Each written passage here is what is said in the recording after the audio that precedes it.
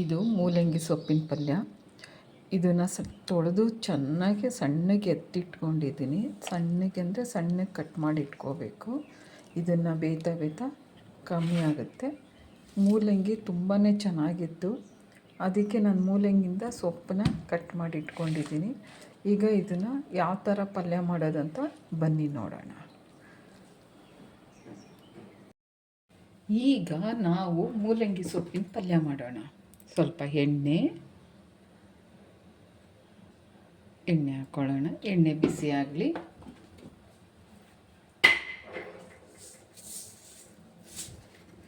ಎಣ್ಣೆ ಬಿಸಿ ಆದಮೇಲೆ ಸ್ವಲ್ಪ ಸಾಸಿವೆ,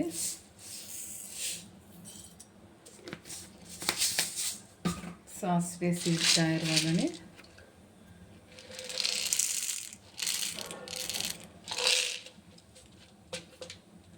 ಸಾಸಿವೆ ಸಿಡಿಲಿ.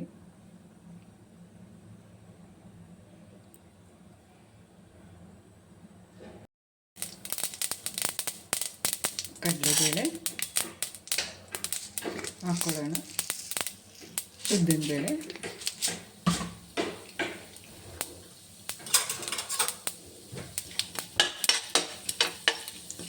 ಕಡಲೆಬೇಳೆ ಉದ್ದಿನಬೇಳೆ ಹಾಕೊಂಡಾಯ್ತು. ಸ್ವಲ್ಪ ಬೆಳ್ಳುಳ್ಳಿ, ಒಣಮೆಣಸಿನ್ಕಾಯಿ.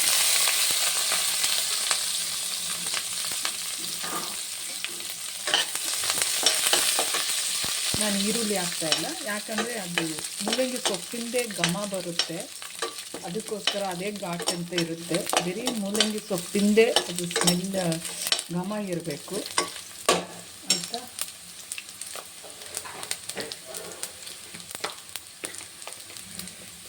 ಸ್ವಲ್ಪ ಅರಿಶಿನ ಪುಡಿ ಇದಕ್ಕೆ ಹಾಕ್ಕೊಳ್ಳೋಣ. ಉಪ್ಪು ಆಮೇಲೆ ಹಾಕ್ಕೊಂಡ್ರೆ ಆಯಿತು.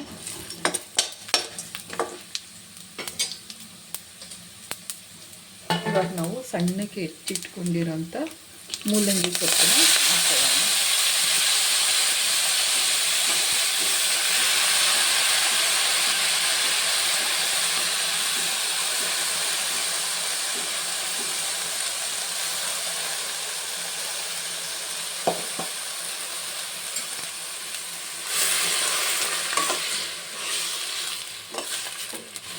ಅದು ಬೇಯ್ತಾ ಕಮ್ಮಿ ಆಗಿಬಿಡುತ್ತೆ.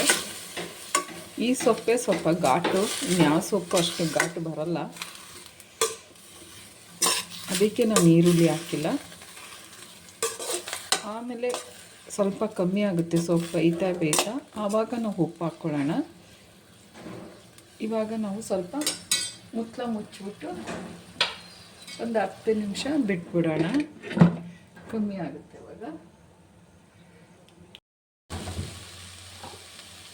ಇವಾಗ ಈ ಥರ ಬೆಂದಿದೆ, ನೀರೆಲ್ಲ ಇಳ್ಕೊಬಿಟ್ಟಿದೆ ನೋಡಿ, ಯಾವುದು ನೀರಿಲ್ಲ, ಡ್ರೈ ಪಲ್ಯ ಆಗಿದೆ. ಇವಾಗ ಇದಕ್ಕೆ ನಾವು ಈಗ ಉಪ್ಪು ಹಾಕೋಣ. ನಮಗೆ ಎಷ್ಟು ಬೇಕಷ್ಟು ಉಪ್ಪು ಹಾಕ್ಕೊಂಡಿದ್ದೀವಿ. ಉಪ್ಪು ನೋಡ್ಕೊಂಡು ಹಾಕೋಬೇಕು.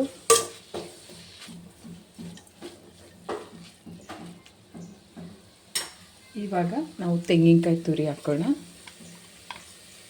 ತೆಂಗಿನಕಾಯಿ ತುರಿ, ಕಡಲೆಕಾಯಿ ಬೀಜನ ಹುರಿದ್ಬಿಟ್ಟು ಪೌಡ್ರ್ ಮಾಡಿ ಹಾಕಿದ್ರು ತುಂಬಾ ಚೆನ್ನಾಗಿರುತ್ತೆ.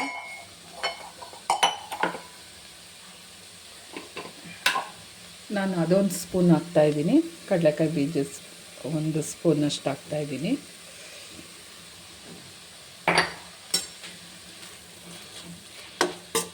ಈಗ ಒಂದು ಒಳ್ಳೆ ಮಿಕ್ಸ್ ಕೊಡೋಣ.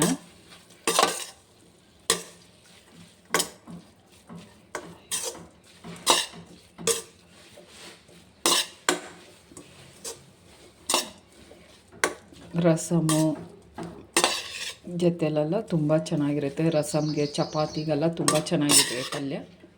ಹೇಗಿದೆ? ಚೆನ್ನಾಗಿದ್ರೆ ಒಂದು ಕಮೆಂಟ್ ಮಾಡಿ ಹೇಳಿ. ಬೆಲ್ ಐಕಾನ್ ಒತ್ತೋದು ಮಾತ್ರ ಮಿಸ್ ಮಾಡ್ಕೋಬೇಡಿ.